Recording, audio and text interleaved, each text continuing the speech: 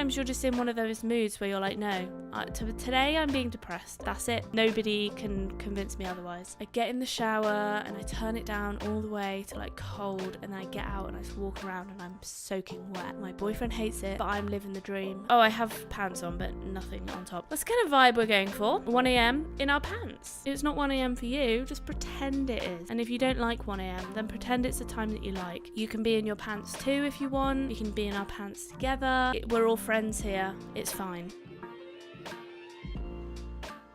As someone who suffers with depression myself, not right now, but just, in life, generally a depressed person. Not anymore though. But as somebody who has struggled with depression in the past, I have a strong feeling that you can prevent it. And today I'm going to be sharing with you my tips on how I think you can prevent depression. And it's not just my own personal experiences. I have done some research into this as well, because I am a doctor. I do have some kind of, knowledge of research and shit. So I've even done the work for you.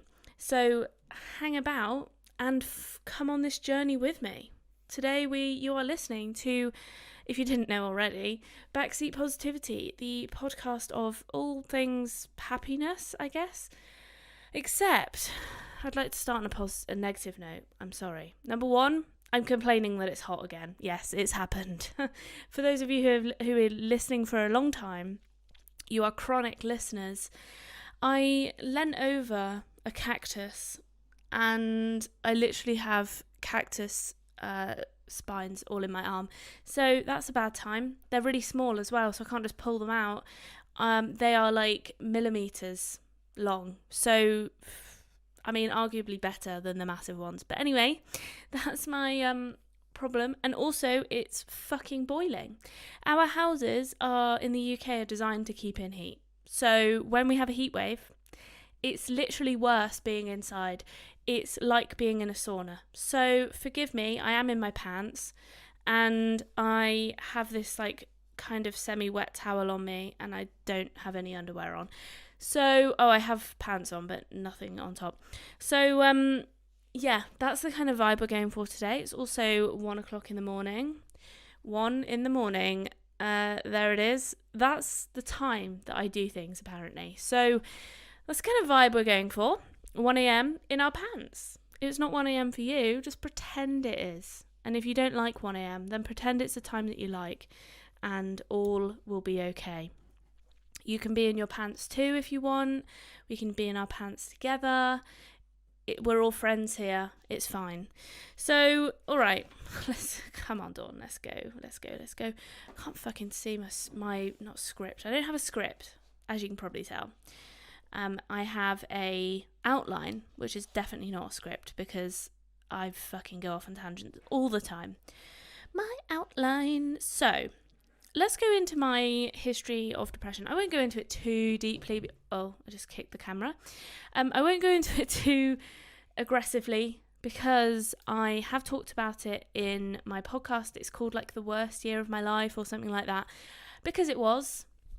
I had really bad depression, basically wanted to like kill myself all the time, and only just managed to get myself out of bed. I really don't know how I did it, but there we go. I got out of that, but I truly believe that I could have prevented it from getting as bad as it did, / could have maybe even prevented it completely. Now, I'm not going to go into the significant details of it because you can just go listen to that episode. That's not me like plugging it, but it's like, if you listen to the podcast regularly, you don't want me repeating a fucking story that you've already heard. So I basically had a very complicated grief reaction on a background of having a strong tendency towards depressive behaviours. And I don't think this is intentional. I don't want to be depressed, as I'm sure you don't fucking do either. So I don't think it's a choice, although sometimes wallowing in the sadness of life can be kind of fun. I don't know why, but sometimes you're just in one of those moods where you're like, no, today I'm being depressed or sad, and that's it. Nobody can convince me otherwise. So, but no, we're talking full on like depressed here. Now, my tendencies would be the fact that my family are, and I've spoken about this many times, my family are a depressive kind of family. It's just in the genes / in the environmental factors. Like, it's just there. It's it's not as though I don't like my family, but I'm laying down the facts here. There is a tendency towards depressive behaviours, depressive negative thoughts, and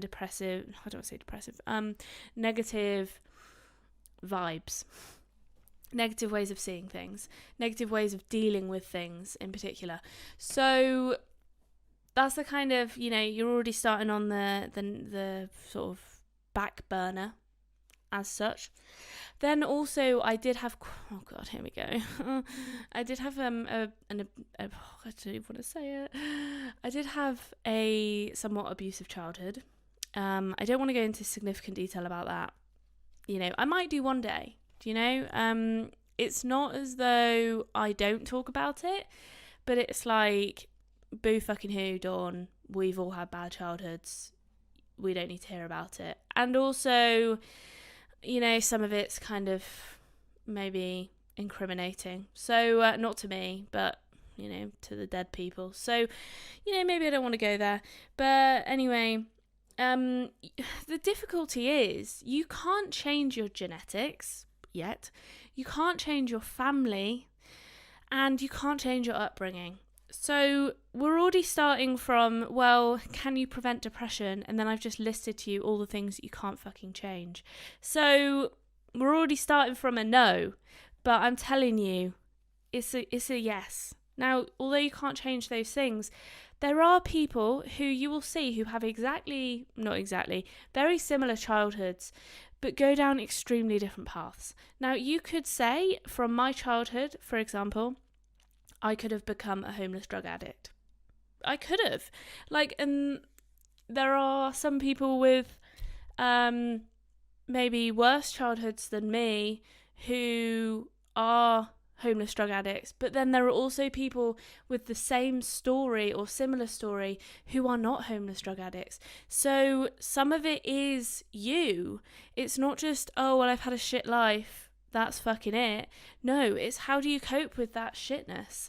And that is, I guess, my first point, is that you need some kind of resilience. And I'm going to do a resilience podcast. I'm not a fucking lecturer. Resilience podcast in the near future. I think it's an important one to do. I've got so many podcasts that I've got upcoming. So resilience will be in there. But it's not like, I don't want people to think, okay, resilience, well, okay, I have a shit time, so how well can I power through it? That is not what resilience is. Resilience is like, I'm having a shit time, how can I deal with that at the moment, and then help myself to get back on track in the time that I need, rather than just like, okay, I'm going to power on or power through it. It's like, how quickly can I bounce back from a shit situation or something knocking me back? Now, when I was younger, I had terrible resilience, I would say. Not terrible, obviously I wasn't like, oh my God, I'm going to go drink myself into a hole. But I would say it's much worse than it is now. It was much worse than it is now. Because I'm just a changed woman, let me tell you. Now, whether that's age, I never know. Whether that's experience, probably. Whether that's, all of this learning I'm doing, whether that's being on treatment and antidepressants, I think some of it is that. And I do get a little bit worried for the future, where I'm like, I might have to come off them one day. And it's not as though I'm relying on them, but it's like, well, am I a person who's ever going to be able to come off them? I am pouring with sweat. It's actually disgusting. I am so sorry. You might think, Dawn, it's only 22 degrees. Yes, it might be 22 degrees outside. I tell you what, if I could podcast outside, life would be a dream. But it's not a dream, because I have to podcast inside where everything's insulated. It's probably more like 28 in here, I would say. Maybe 25 to 28. I don't really know. But it's bloody boiling. And it's pretty humid too. Anyway, keep being resilient about how hot it is. I'm just powering through it. I mean, that, like I said, resilience is not powering through. But I mean, this is something I can power through. You know, it's like, it's minor. It's not like, oh, I got like sexually assaulted in a park. I'm just going to power through. No, it's like, I'm hot. I am going to try and power through this, because it's only temporary, you know. It's not like a significant blowback on my mental or physical health, although I probably will be a little prune after this. So I also think one of my probably biggest issues with my mental health when I was younger was that I just didn't seek help.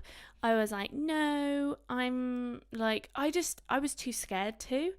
I think I kind of thought I would get through it on my own. It was an insidious onset and development, so it's kind of hard to tell that it was getting worse. And also, it was like I didn't want to be kicked out of medicine. I was like, no, I need to carry on. I need to go to work and do these things. And I was working at med school. Probably also didn't help. I was so fucking stressed because of like time and stuff. I also had dogs. I was literally like so busy. And yeah, so I just carried on. I was like, I let myself essentially get into a really bad place. And I do kind of think that was somewhat my fault, because I hid it really well. And I sort of knew it was happening, but I didn't want to seek help because I was like, oh, they're going to like, I just didn't know, you know, I'd never been diagnosed with anything before. And by the way, I'm scratching a bite on my leg, not like doing anything weird under the table. So yeah, I didn't really know what the consequences of having mental health problems in medicine were. I know it's not good to hide things, but you know, you kind of think, oh, then I'm going to be like watched. But actually the diagnosis got me so much help and I got better. So it was kind of like stupid. But the second thing is that I came off antidepressants so quickly because I wanted to go in the military. I was like, I'm going to get off antidepressants as quickly as I can. And that's when my sort of second round of depression really came in. And that was probably the worst time. And it was the hardest to get out of. Now, the issue is, if you let yourself get into that place, it's so much harder to dig yourself out of literally like the bottom of the ocean. Like, that is how deep it felt, you know?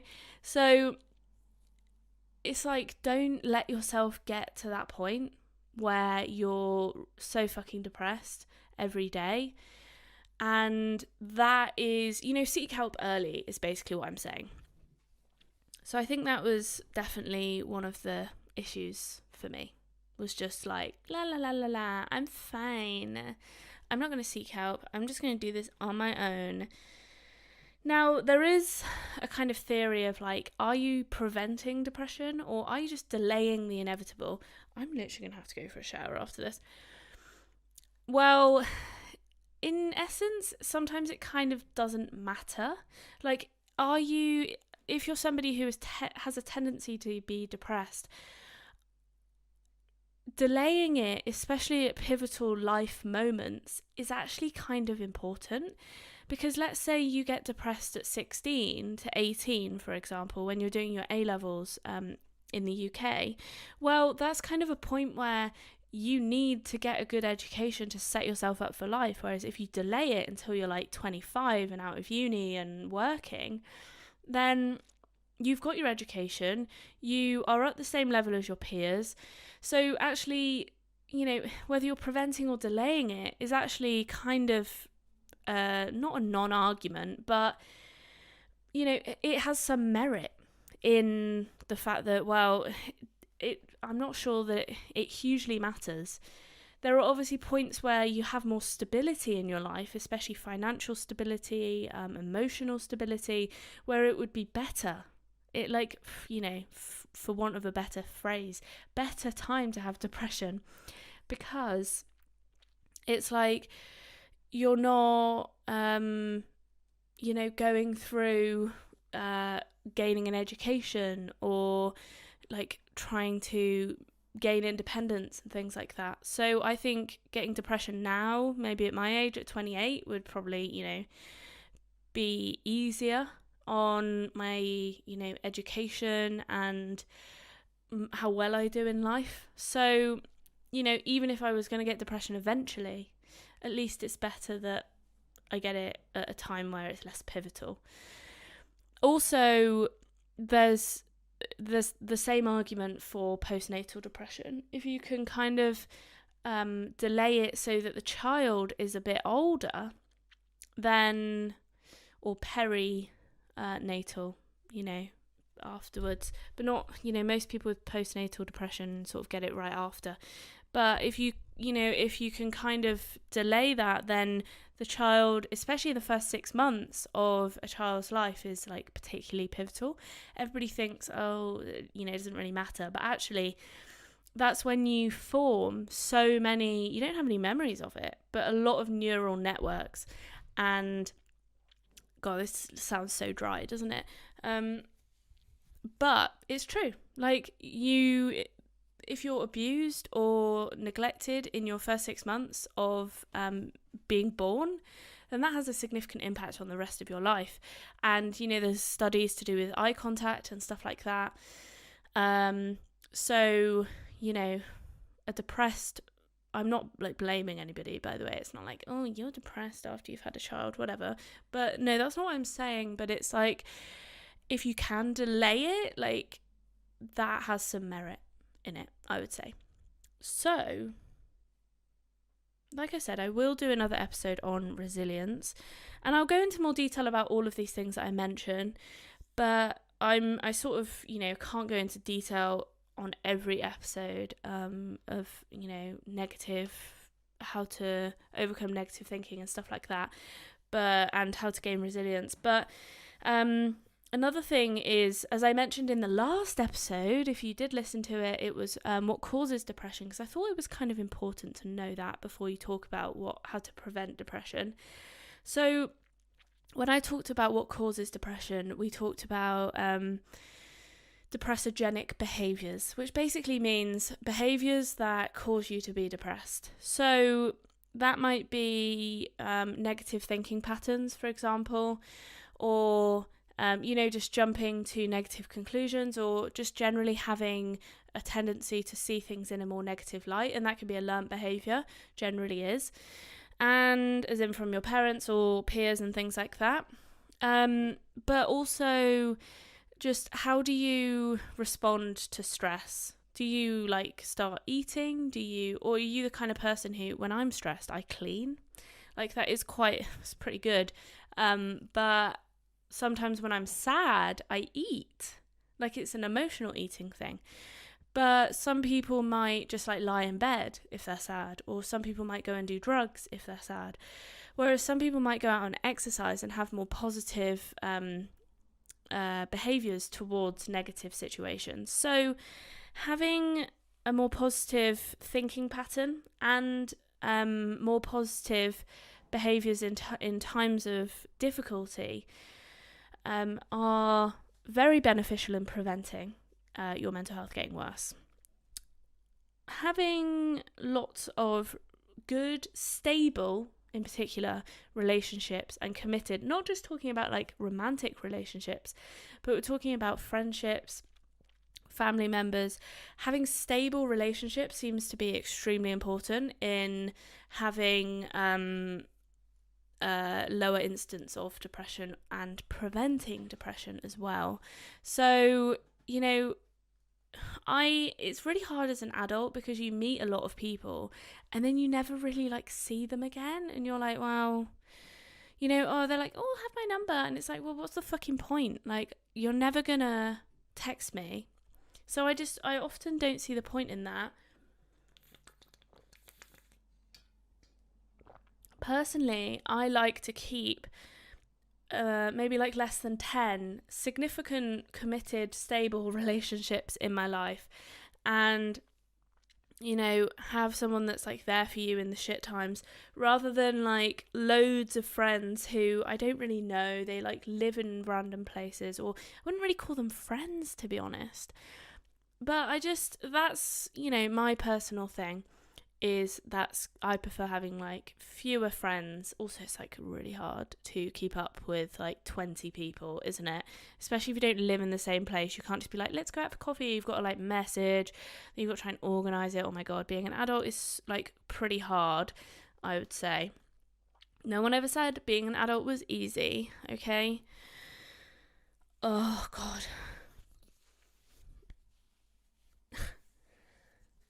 I feel like if you looked at my podcast like a few months ago, like in December, I was in like a buff, like a scarf basically, a woolly hat, like 3 layers of jumpers, 2 pairs of trousers. It was so cold, and now I'm here pouring with sweat.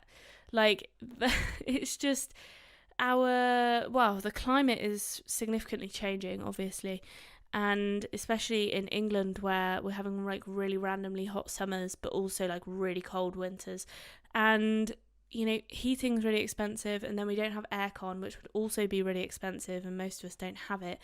So we're kind of in this like weird zone where our climate is like both, hot and cold. There we go. That's all I've got to say on that matter. It's not all I've got to say, but that's all I'm going to say. God. I actually looked forward to going into work the other day because it was really there was aircon in the hospital.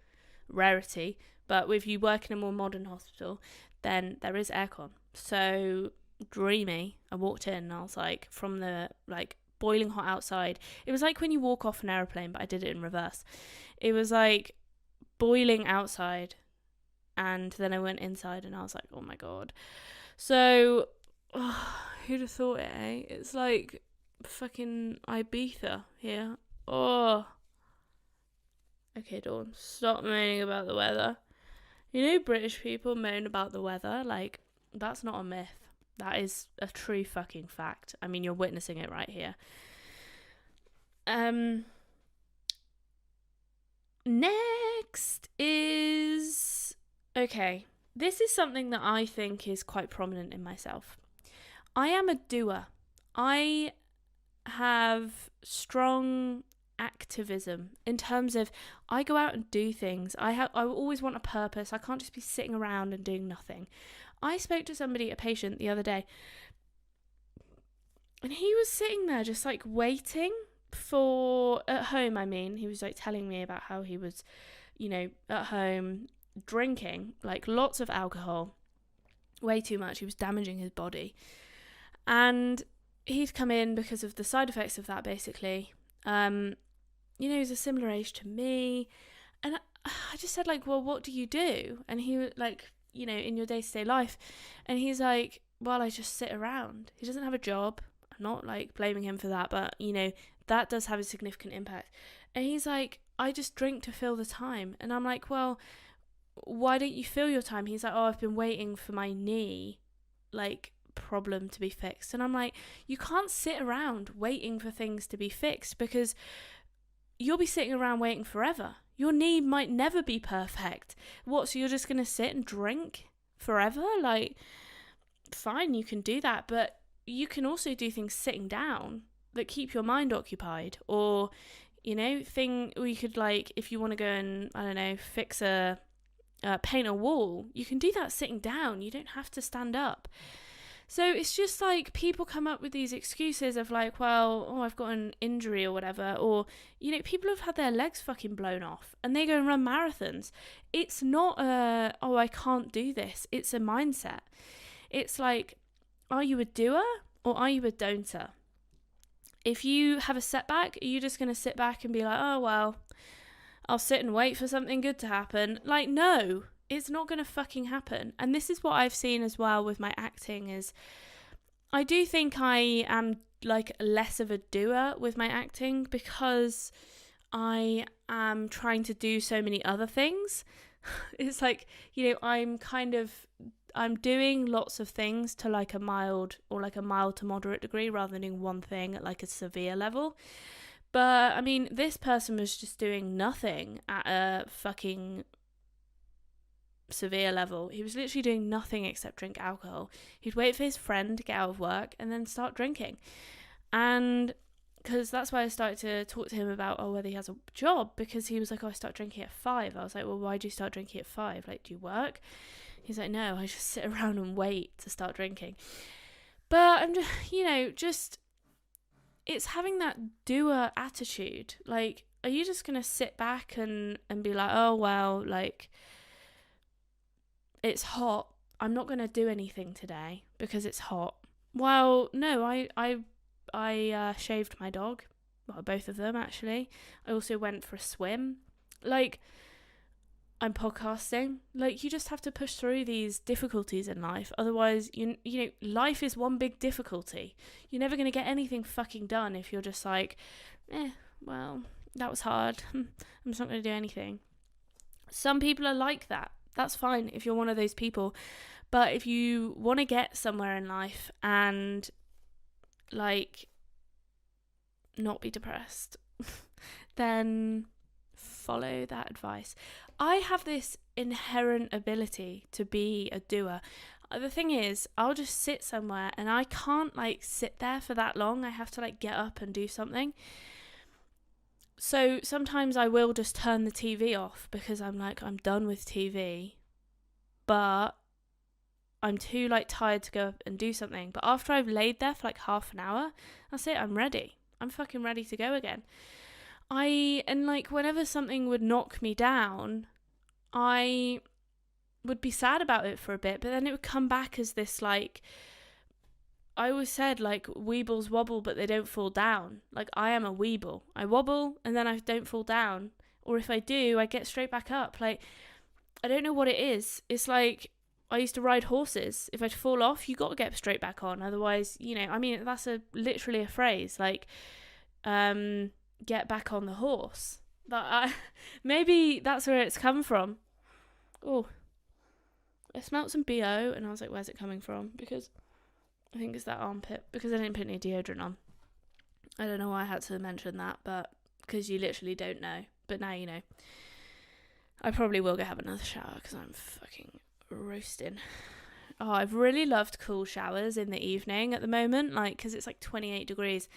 I get in the shower and I turn it down all the way to, like, cold, and then I get out and I just walk around and I'm soaking wet. My boyfriend hates it, but I'm living the dream. I'm like, this is the best thing ever. I'm having a great time because I'm so cool. Physically, I'm not actually that cool. Or maybe I am. Who knows? So, yeah, just having a purpose. I mean, it was literally, I was watching something on, like, how to live to 100 or something on Netflix the other day. I need to stop watching Netflix. I watched too much of it for sure. And it was basically, like, one of the things was, like, having a purpose and, like, doing things. And, like, some people would garden, some people would go and volunteer. And that literally extends your life expectancy.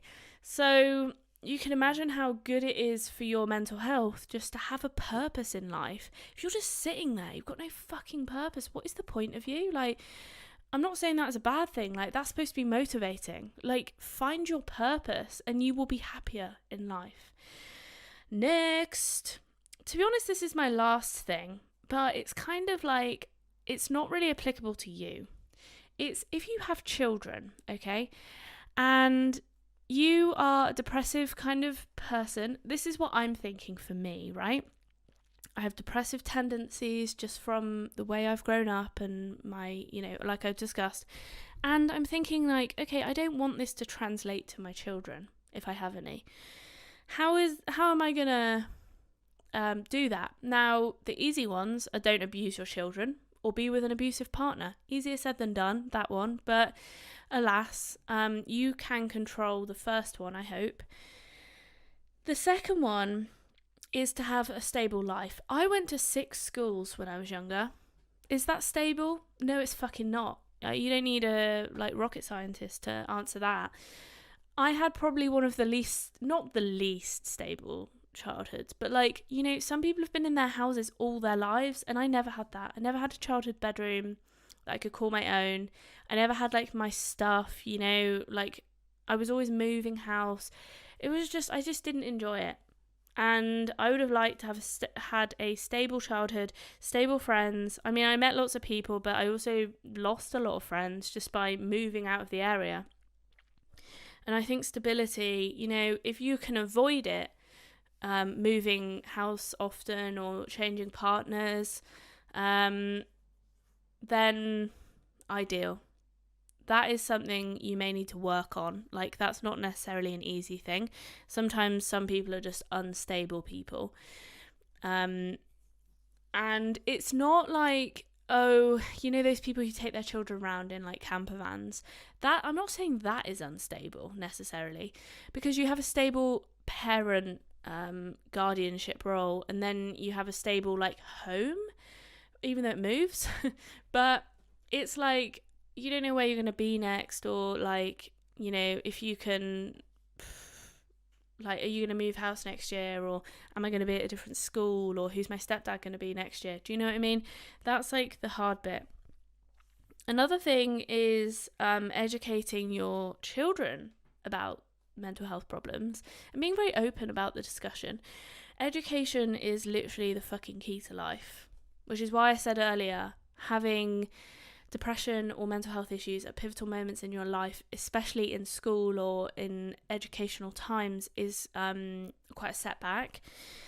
But educating your children about how to what it's like, the negative side effects of having depression or letting it get worse. Maybe you can just like stick my podcast on in the background and they'll be like, wow, I know so much, wow. And also showing them that it's okay to access help. My family have never accessed help for their mental health problems. I was the first one to do it, I would say, like, of my close family. And then I had to encourage other people to do it.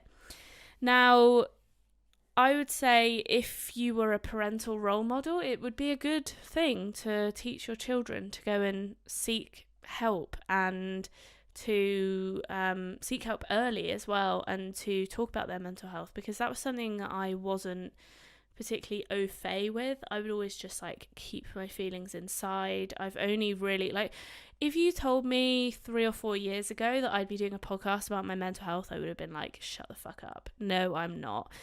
Because it was just like so unlikely. I just didn't talk about these kinds of things, didn't talk about my feelings, didn't show my feelings, was too scared to, like, you know, also being an actor, like, I've just really changed a lot. I sound like I've changed so much. I sound like such a little fuck boy, but fuck girl, if that's a thing, I don't know. Anyway, I think that's it for today. But I know the last one wasn't necessarily about preventing it in yourself, but, you know, preventing it in the future generations is so important. Don't you want the best for your children? So anyway, I hope you found it useful. If you have, give it a like or a rating on wherever you listen to podcasts. If you're not listening on Spotify, then please just, can you go over there and just give it like a 5-star? That would be real great.